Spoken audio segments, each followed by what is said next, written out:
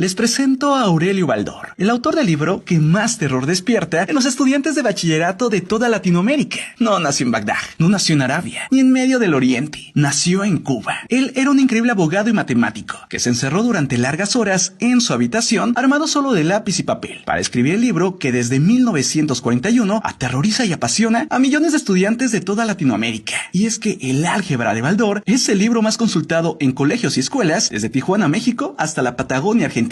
Aurelio Ángel Baldor era el hijo menor de Gertrudis y Daniel, nacido el 22 de octubre de 1906 en La Habana. Gracias a un apasionado estudio y mucha dedicación, Aurelio logró convertirse en el educador más importante de la isla durante los años 40 y 50. Fue fundador y director del famoso Colegio Baldor, una institución que tenía 3.500 alumnos. Él era un hombre tranquilo. Solo había algo que amaba más que la enseñanza. Eso era su esposa, la madre de sus hijos. Baldor era imponente, pesaba 100 kilos y medía más de 1,95 m. En su colegio siempre iba con un cigarrillo en la boca, recitando frases de Martí y llevando su álgebra bajo el brazo, que para entonces, en lugar del retrato del sabio árabe Al-Jawarizmi, lucía simplemente una carátula roja. En esa época, Baldor y su familia vivían en las playas de Tarará, en una casa grande y lujosa, donde el profesor dedicaba sus tardes a leer, a crear nuevos ejercicios matemáticos y a fumar. La casa aún existe y la administra el Estado cubano. Hoy hace parte de una villa turística para extranjeros, que pagan cerca de $2,000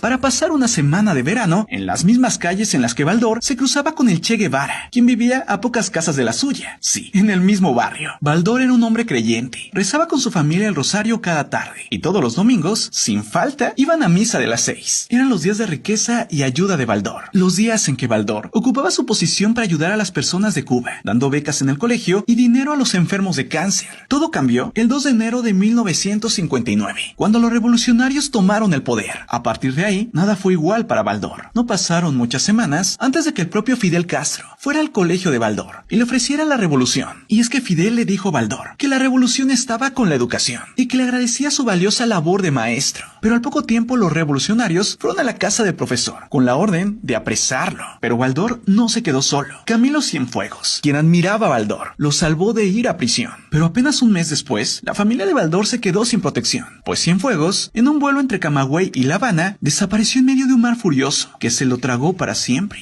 Después de esa terrible noticia, nos vamos de vacaciones para México, le dijo Baldor a su familia. Lo reunió a todos y, como si fuera una clase de geometría, les explicó con mucha precisión lo que tenían que hacer a partir de ese momento. Era el 19 de julio de 1960 y Baldor estaba más sombrío que de costumbre. Él era un hombre que no dejaba traslucir sus emociones, muy analítico y una fachada estricta, durísima. Pero ese día, algo misterioso en su mirada hacía ver que las cosas no andaban bien y que el viaje no era de vacaciones. Baldor y su familia salieron rápido de la isla, sigilosamente, en un vuelo de Mexicana de Aviación, que los dejó en la capital de México. La respiración de Aurelio estaba agitada, intranquila, como si el aire mexicano le advirtiera que jamás regresaría a su amada Cuba y que moriría lejos de ella, en el exilio. El profesor, además del dolor del destierro, cargaba con otro temor. Era infalible en las matemáticas y jamás se equivocaba en sus cuentas. Así que si calculaba bien, el dinero que llevaba le alcanzaría apenas para unos cuantos meses. Él y su familia se habían quedado pobres, ya que con la revolución lo habían perdido todo.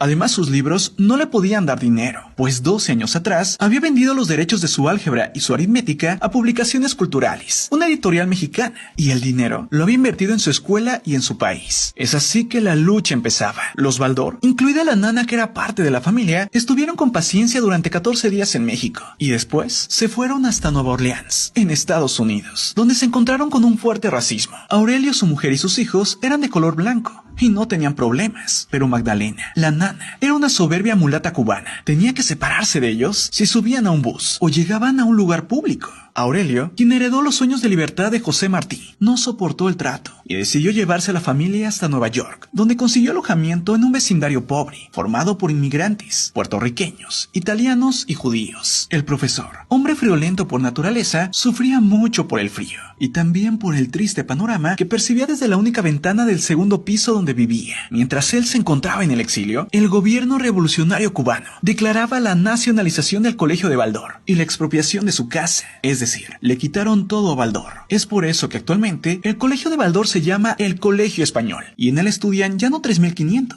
solo 500 estudiantes pertenecientes a la Unión Europea. Es así que ningún niño nacido en Cuba estudia en la escuela que Baldor había construido para sus compatriotas. Lejos de su patria, Aurelio Baldor intentó recuperar su vida y la de su familia. Fue a clases de inglés junto a sus hijos, en la Universidad de Nueva York, y al poco tiempo ya dictaba una cátedra en un famoso colegio en Nueva Jersey. Se esforzó para terminar la educación de sus hijos, y cada uno encontró la profesión con que soñaba. Un profesor de literatura, 2 ingenieros, un inversionista, 2 administradores y una secretaria. Pero ninguno siguió el camino de las matemáticas. Con los años, Baldor se forjó un importante prestigio intelectual en los Estados Unidos y dejó atrás la pobreza. Sin embargo, el maestro nunca dejó de amar y extrañar Cuba. Al final vivió en Miami y se retiró con Moraima, su amada mujer. Con el tiempo, Baldor perdió peso y se encorvó poco a poco, como una palmera que no puede soportar el peso del cielo sobre sí. El autor de Álgebra de Baldor se fumó su último cigarrillo el 2 de abril de 1978. A la mañana siguiente cerró sus ojos, murmuró la palabra Cuba por última vez y se durmió para siempre. Y así llegó el final del hombre que cambió la vida de millones de alumnos para siempre.